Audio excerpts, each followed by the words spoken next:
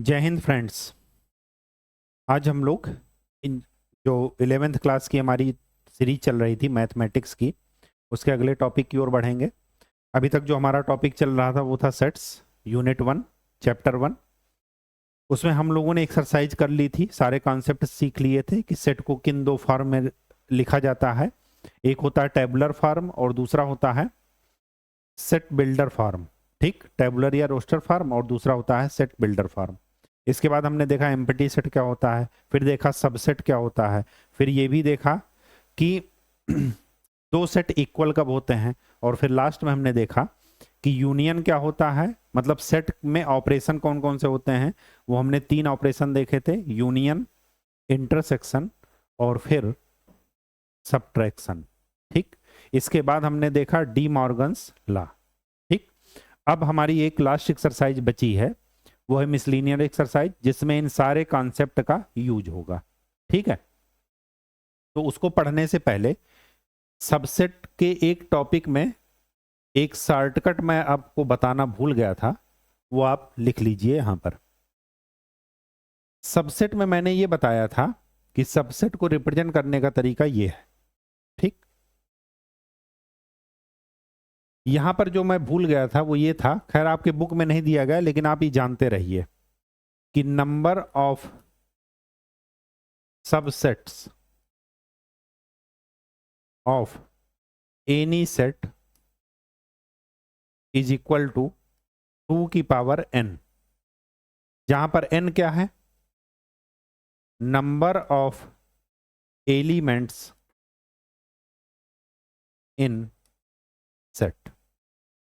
Set में जितने element हैं, नंबर ऑफ एलिमेंट 1 2 3 4, उसमें 2 की पावर कर देंगे तो हमें यह पता चल जाएगा कि इस सेट के कितने सबसेट हैं। जैसे जैसे अगर a दिया है, a e i ये दिया है, ठीक, और कहा जाए कि इसके सबसेट लिखिए, तो आप ये जान लीजिए कि यहां पर कितने एलिमेंट हैं इसके अंदर, 3, तो कितने सबसेट हो सकते हैं, 8। 8 में से 2 सबसेट हमेशा हर एक सेट के कॉमन होंगे। पहला, एक तो नल सेट, नल एलिमेंट उसके अंदर होगा, और दूसरा सेट अपने सेट का खुद ही सबसेट होता है, मतलब A is subset of itself. ठीक, तो ये दो तो कॉमन हुए। बाकी कौन कौन हो सकते हैं, तो सबसे पहले तो नल पाई, अगर एक मेंबर लिए तो ए ई आई, फिर एक साथ 2 मेंबर ले लीजिए, ए ई फिर ई आई फिर ए आई, फिर लास्ट में तीनों एक साथ ले लीजिए, 8 हो गए। अब देखिए ये सब के सब इसके सबसेट हुए। अगर मैं इसको देखूं तो ये इसका क्या है, सबसेट। सबसेट में याद रखिएगा हमेशा ब्रैकेट के अंदर वाले एलिमेंट को देखते हैं सबसेट निकालते समय। ठीक, ई सबसेट है, आई सबसेट है, तो इसमें जरा इनको गिनिए, ये 8 हैं, 1 2 3 4 5 6 7 8। तो किसी सेट का नंबर ऑफ सबसेट कितने होंगे, 2 की पावर n, जहां पर n क्या है, उस सेट में एलिमेंट की संख्या। ठीक, कितने एलिमेंट उस सेट के अंदर है। चलिए अब सीधे क्या चलते हैं अपनी एक्सरसाइज पर। आप एनसीईआरटी खोल लीजिए, class 11th chapter 1 miscellaneous exercise.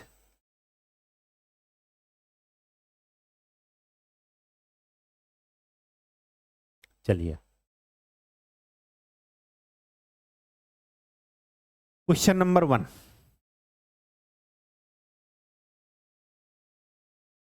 ठीक, अब क्या कह रहा है,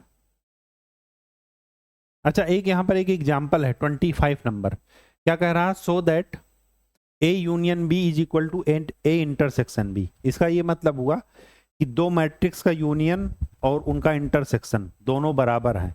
इसका ये मतलब हुआ कि दोनों मैट्रिक्स क्या हैं, इक्वल हैं। ठीक, कैसे इन्होंने सॉल्व किया, आप चाहें तो अलग से ए बी सी डी मानकर कर लीजिए कि ए इज इक्वल टू 1 2 3 और बी इज इक्वल टू 3 4 5। ये मानते हैं, सपोज मैं ऐसा मान रहा हूं, ठीक है। तो ए यूनियन बी निकालेंगे तो क्या मिलेगा, 1 2 3 4 5। ए इंटरसेक्शन बी, इन दोनों में कॉमन कौन है, 3। अब यहां पर ये कह रहा है कि यूनियन और इंटरसेक्शन बराबर हैं। ये दिया है आपको, जब दिया है इसका मतलब ये हुआ कि यूनियन में जो एलिमेंट होंगे वही इंटरसेक्शन में होंगे, होंगे या नहीं होंगे। तो ऐसा मैट्रिक्स देखिए जिसमें यूनियन और इंटरसेक्शन दोनों एक ही हैं, तो इसका ये तभी हो सकता है जब दोनों में एक ही एलिमेंट हो, अदरवाइज हो ही नहीं सकता। अब इसका यूनियन भी क्या आएगा, 1 2 3, और इंटरसेक्शन भी क्या आएगा, 1 2 3, और ये क्या है, बराबर। ये बराबर है, तो ये बराबर है, तो इसका मतलब ये हुआ कि a is equal to B. तो आप चाहें तो ऐसे सॉल्व कर सकते हैं, और चाहें तो इन्होंने एक जनरल फार्मूले से सॉल्व किया है। क्या लिखा है कि a is element of a। अगर a का एलिमेंट है तो a यूनियन b का भी एलिमेंट होगा और a इंटरसेक्शन b का भी एलिमेंट होगा, होगा या नहीं होगा, बिल्कुल। अब अगर ऐसा है तो इसका मतलब a एलिमेंट ऑफ b भी होगा, क्यों क्योंकि यूनियन और इंटरसेक्शन दोनों में a है। इसका मतलब ये हुआ कि a दोनों सेट में होगा। अब अगर दोनों सेट में है इसका मतलब कि a क्या है, b का सबसेट। सिमिलरली आप b के लिए एक दूसरा एलिमेंट b ले लीजिए, उसके लिए भी निकाल लीजिए, और फिर क्या कर दीजिए, a is equal to B. ठीक, ये क्वेश्चन इस वजह से बता दिए ताकि जब आगे आपके डेरिवेशन है तो डेरिवेशन करने के आपके पास हमेशा दो तरीके हैं, या तो एक जनरल फॉर्म लेकर कीजिएगा या ऐसे एक एग्जाम्पल लेकर कीजिएगा। ठीक, चलिए क्वेश्चन नंबर 1। क्वेश्चन नंबर 1 क्या कह रहा है, decide among the following set which sets are subset of one and another. इसमें यह डिसाइड करना है कि कौन सा सेट एक दूसरे का क्या है, सबसेट। तो पहले ए लिख लेते हैं। ए क्या लिख रहा है, x such that x belongs element of real number r and x satisfies the equation। इस इक्वेशन का जब रूट निकालेंगे तो क्या मिलेगा, रूट निकालिए, X square minus 6x minus 2x plus 12, तो x is equal to 6 and 2। फिर क्या कह रहा, b 2 4 6, c 2 4 6 8 so on, d। अब यहां से देखने में नजर आ रहा कि d में 6 है, 6 कहां कहां है, सभी जगह है, तो d क्या होगा, सबका सबसेट होगा। d subset of a, d subset of b, d subset of c। फिर b के a के बारे में देखते हैं, 2 और 6, 2 और 6 कहां कहां है, b में भी है और c में भी है, तो a is subset of b and a is subset of c। b में क्या है, 2 4 6, 2 4 6 है कहीं पर, c में है, तो b is subset of c। इसका मतलब कि सबसे बड़ा सेट क्या है, c, उसी के सारे क्या है, सबसेट है, सभी लोग। ठीक, चलिए क्वेश्चन नंबर 2। क्वेश्चन नंबर 2 क्या कह रहा है, in each of the following determine whether the statement is true और फॉल्स। स्टेटमेंट सही है या गलत, if it is true prove it, if it is false give an example. अगर ट्रू है तो इसको प्रूफ करना है, और अगर फॉल्स है तो एक एग्जांपल देना है। चलिए सेकंड का फर्स्ट पॉइंट क्या कह रहा, x belongs to a। x क्या है, a सेट का मेंबर है, a बिलोंग्स टू b। ये ध्यान रखिएगा, ये एलिमेंट की बात कर रहा है। एलिमेंट मतलब जो मझले या इस ब्रैकेट के अंदर लिखे जाते हैं वो होते हैं एलिमेंट। अब ये क्या कह रहा कि सेट ए सेट बी का एलिमेंट है। जब पूरा सेट ही एलिमेंट हो जाएगा तो सेट के अंदर सेट आ जाएगा, यही मतलब है ना। ठीक, अब क्या कह रहा, then x belongs to b। देख लेते हैं ए सेट को मान लेते हैं x, इसका मेंबर क्या है x, ठीक। तो यहां से ये डिफिनीशन तो सही है कि x is element of a, ठीक। अब क्या कह रहा है, a is element of b, तो a b का एलिमेंट है।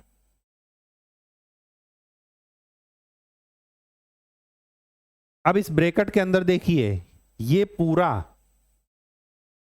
एक एलिमेंट है, इसके लिए, इस सेट के लिए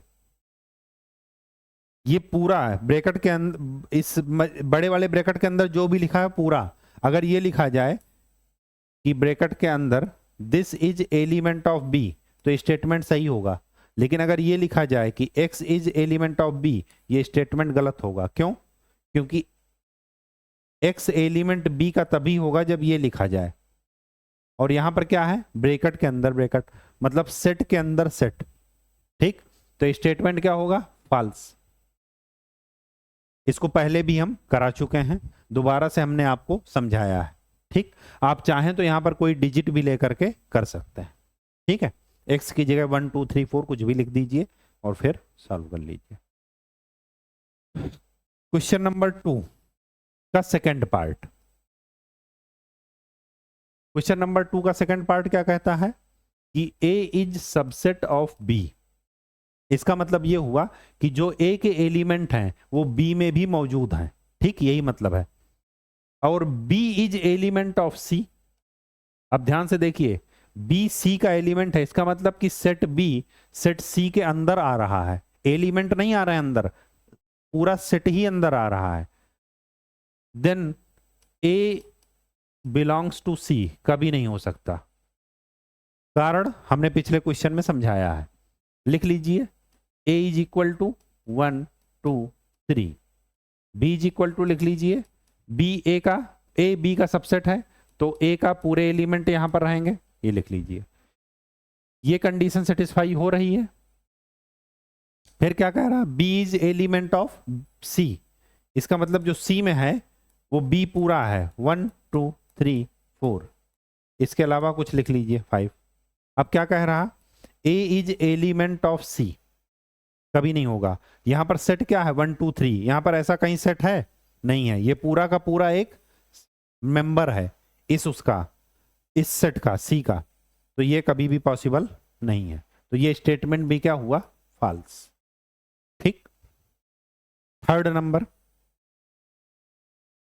2 का थर्ड देखिए,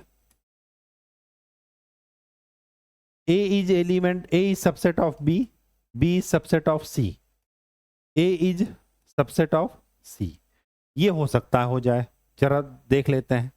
a क्या है, b का सबसेट है, तो a में अगर 1 2 है तो b में a तो रहेगा ही, कुछ एक और डिजिट लिख लेते हैं 3।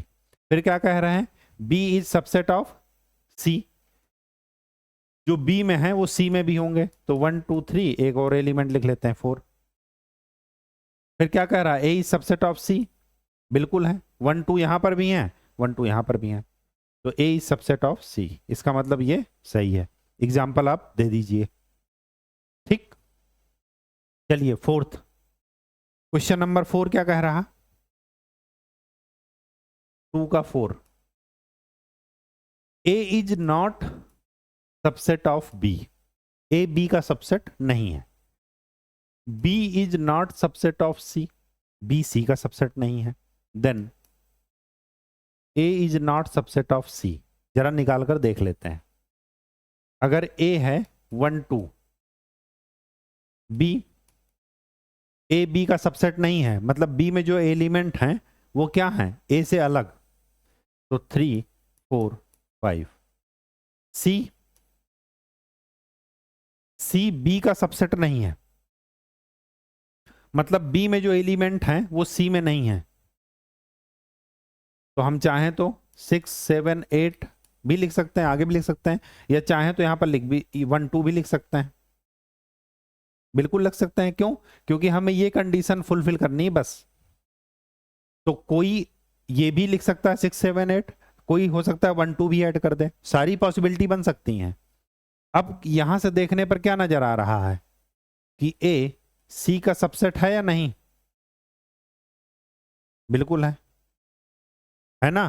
तो इसका मतलब कि ये स्टेटमेंट फॉल्स। ठीक, बात समझ में आ गई? तो इसको, इसमें सारी पॉसिबिलिटीज आप देखिएगा, हमें सिर्फ इस कंडीशन को देखना है कि बी सी का सबसेट नहीं है, मतलब बी में जो एलिमेंट है वो सी में नहीं है।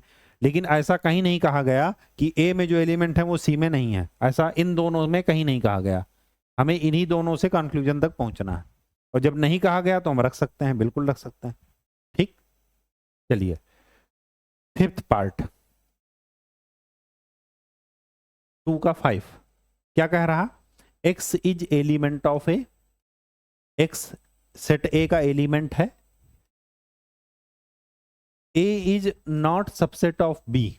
इसका मतलब यह हुआ कि x is not element of b, जबकि यहां पर क्या दिया गया है? x is element of b।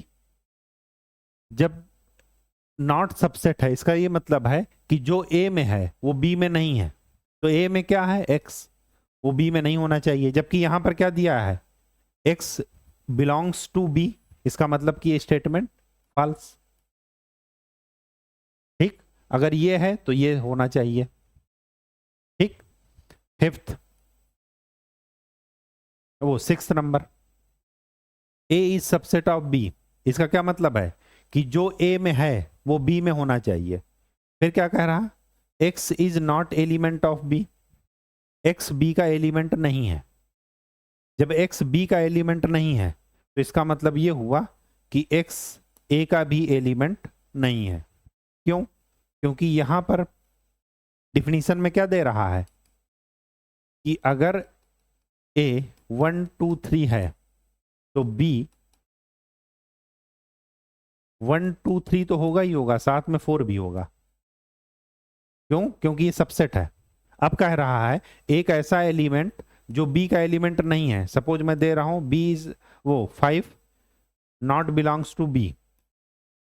जब b में 5 नहीं है, b बड़ा सेट है, तो क्या a में होगा 5? कभी नहीं होगा। क्यों? क्योंकि a तो इसका छोटा बच्चा है, सबसेट है। जब a सबसेट है, जब इन्हीं के पास वो मेंबर नहीं है, तो इसके पास कैसे हो जाएगा? नहीं होगा। इसका मतलब कि ये स्टेटमेंट सही है, ट्रू। एग्जाम्पल आप दे दीजिए। ठीक, चलिए थर्ड नंबर। थर्ड नंबर क्या कह रहा है? A union B is equal to A union C। जो A और B और A B C 3 सेट है, A और B का जो यूनियन है वो A यूनियन C के बराबर है। और क्या कंडीशन दी गई है? A और B का इंटरसेक्शन A और C के इंटरसेक्शन के बराबर है। Then so that B is equal to C। ठीक, अब ध्यान से देखिए, जैसे 25 नंबर प्रूफ किया है, क्या कह रहा है? A union B is equal to A union C। तो let A is element of A union B।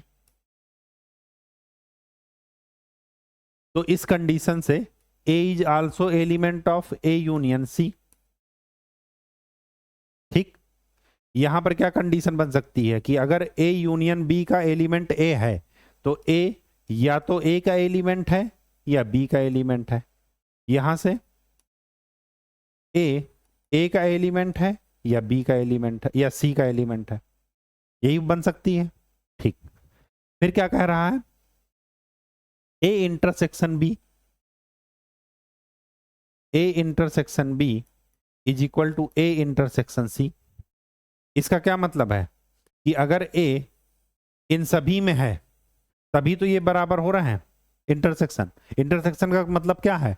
जो दोनों में क्या हो? कॉमन हो। इसका मतलब ये हुआ कि A is also member of A intersection B।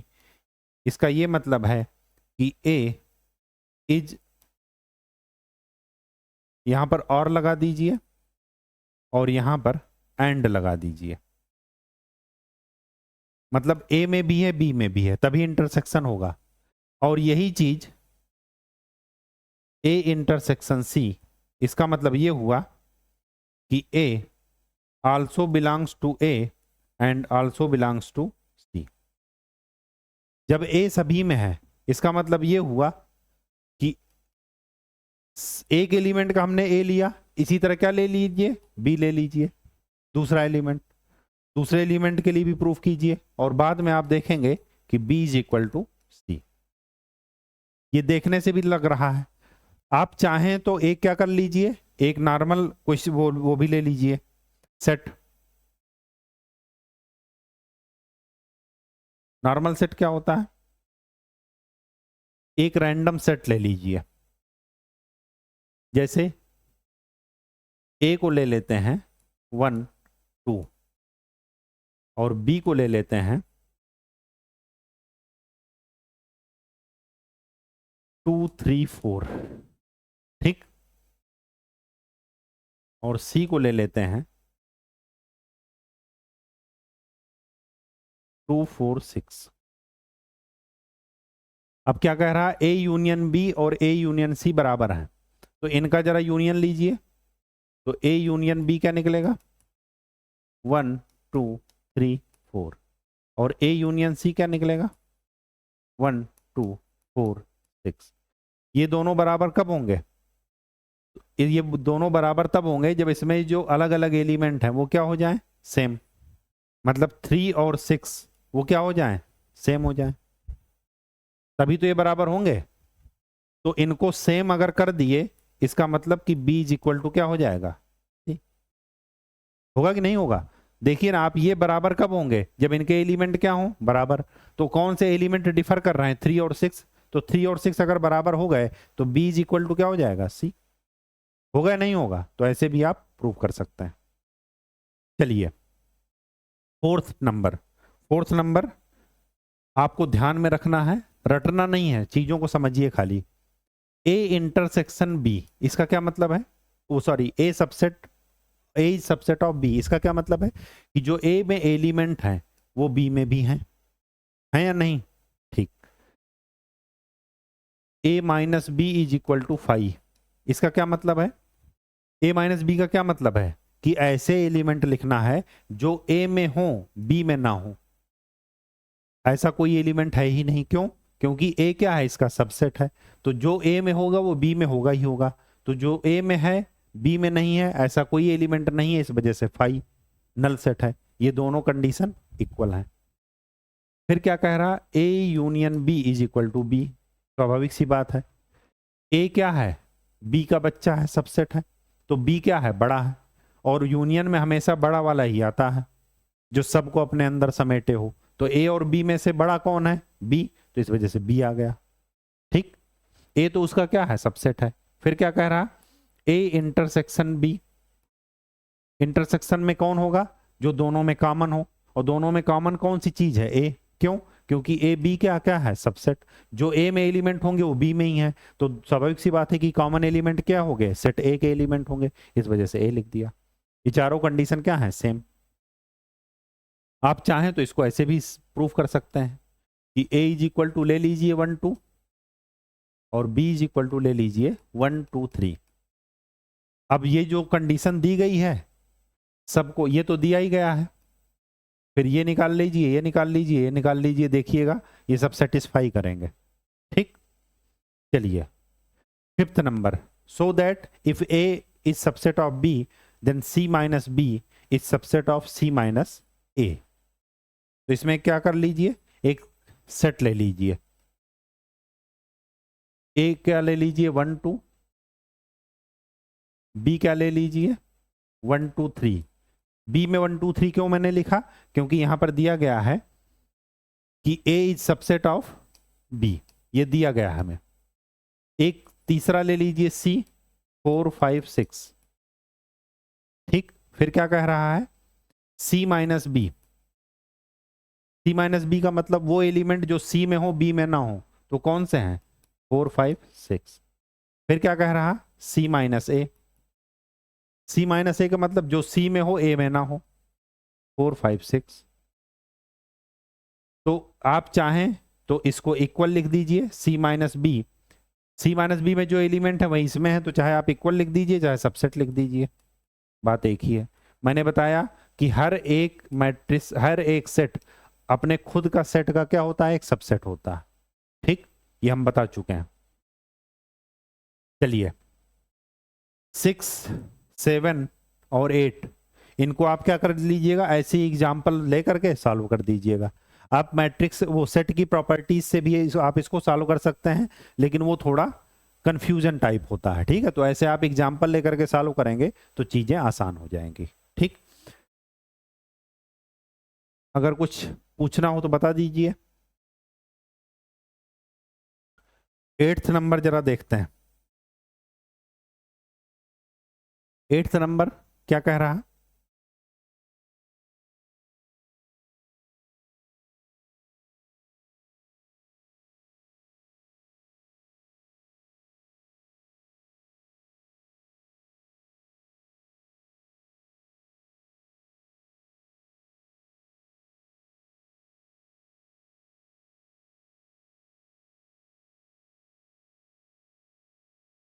A intersection B is equal to A intersection सी।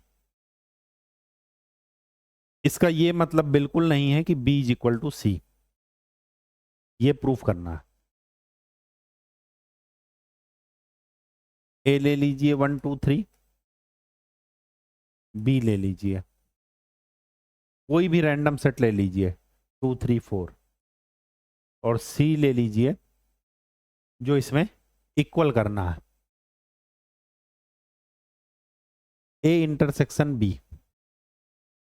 इसमें क्या कॉमन आएगा, 2 3, और ए इंटरसेक्शन सी 2 3 6। ठीक, ये क्या कह रहा है, इक्वल ए इंटरसेक्शन बी ले लीजिए और वो ए इंटरसेक्शन सी के इक्वल कर दीजिए।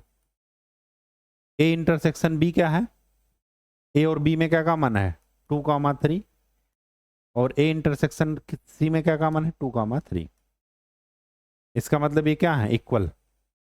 इक्वल तो हैं, लेकिन क्या ये इक्वल है बी और सी, इक्वल नहीं है। यहां से भी साफ साफ नजर आ रहा, इक्वल हो भी सकते हैं नहीं भी हो सकते, लेकिन इक्वल होंगे ही ये जरूरी नहीं है, यही आपको प्रूफ करना था। ठीक, लेकिन अगर ये यूनियन होता तो इक्वल होना पड़ता है इनको। बात समझ में आ गई, ये हम पहले भी देख चुके हैं। कौन से क्वेश्चन में, यहां पर 3rd में। 9th नंबर में क्या है, let A and B two sets if A intersection B is equal to B intersection A intersection X is equal to B intersection X is equal to null set A union X is equal to B union X then so that A is equal to B. इन्होंने hint दिया है A union X is equal to B union X, A के साथ intersection ले लीजिए, intersection लेंगे तो क्या होगा, 9th A union X is equal to B union X, A intersection X is equal to B intersection X is equal to 5। इसका ये मतलब है कि ए और एक्स में कोई कॉमन नहीं है, बी और एक्स में कोई कॉमन नहीं है। ठीक, ए और एक्स का जो यूनियन है वो बी और एक्स के यूनियन के बराबर है। ठीक है, अब इन्होंने क्या किया, ए इज इक्वल टू क्या हो जाएगा, A intersection A union X. ठीक,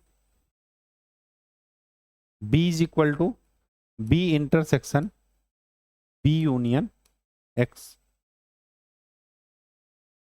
यहां पर जरा देखिए, इसको आप ये लिख सकते हैं ए इंटरसेक्शन ए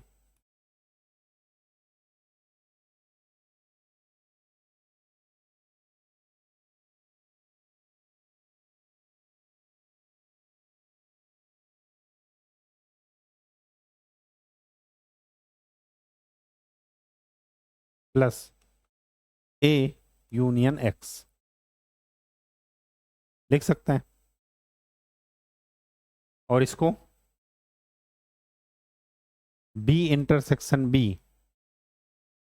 प्लस B यूनियन X, बिल्कुल लिख सकते हैं।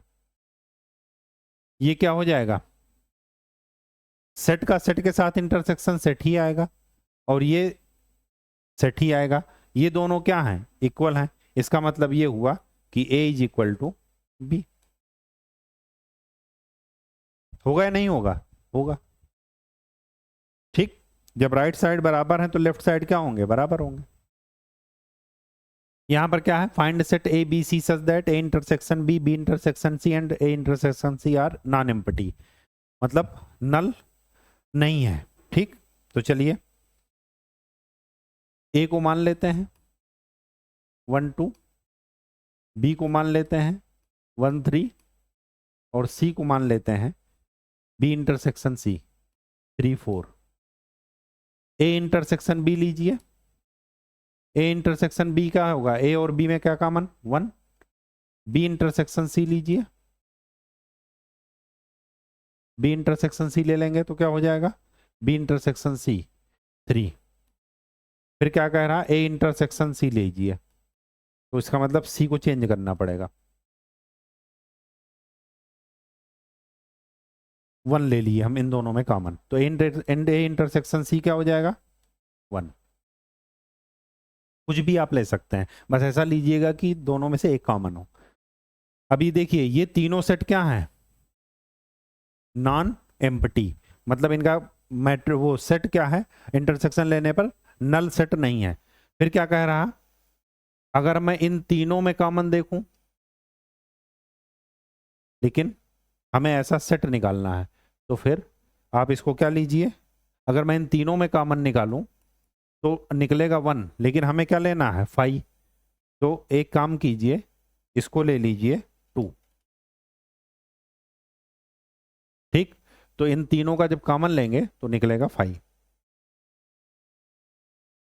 निकलेगा कि नहीं निकलेगा, तो जो आपने यहां पर गलती की उसको हमने क्या कर दिया, सुधार दिया। ए को हमने 1 2 ले लिया, बी को 1 3 ले लिया और सी को 3 2 ले लिया। इंटरसेक्शन दोनों का अलग अलग निकाला, वो नॉन एम्प्टी निकले, लेकिन जब हम तीनों में कॉमन देखे तो कुछ नहीं है तीनों में कॉमन, उसको क्या कर दिए, नल मैट्रिक्स। ये एक इसका एग्जाम्पल हो गया। ऐसे ही आप कोई और एग्जाम्पल भी सोच सकते हैं। ठीक है, हिट एंड ट्राई कीजिएगा, जैसे अभी हमने रफ करके अपनी गलती सुधारी, चेक करते रहिए कि हमारा कंडीशन सेटिस्फाई हो रही कि नहीं। चेक देखिए, हिट एंड ट्राई करने से क्या होगा कि जो गलती करना होगा जो आप पेपर में करेंगे वहां पर पैनिक होंगे, इससे अच्छा है कि यहीं पर कर लीजिए, अभ्यास कर लीजिए घर पर ही। उससे क्या होगा कि चीजें आपको याद रहेंगी। ठीक, और कुछ नहीं होगा। तो आज हमारा ये फर्स्ट यूनिट, फर्स्ट चैप्टर खत्म हो गया। आशा करते हैं कि आपको चीजें समझ में आ रही होंगी। अगर नहीं समझ में आ रही होंगी तो आप कमेंट सेक्शन में क्या कर दीजिए, कमेंट करते रहिए। ठीक है, और खूब अच्छे से पढ़ाई कीजिए, प्रैक्टिस कीजिए। धन्यवाद।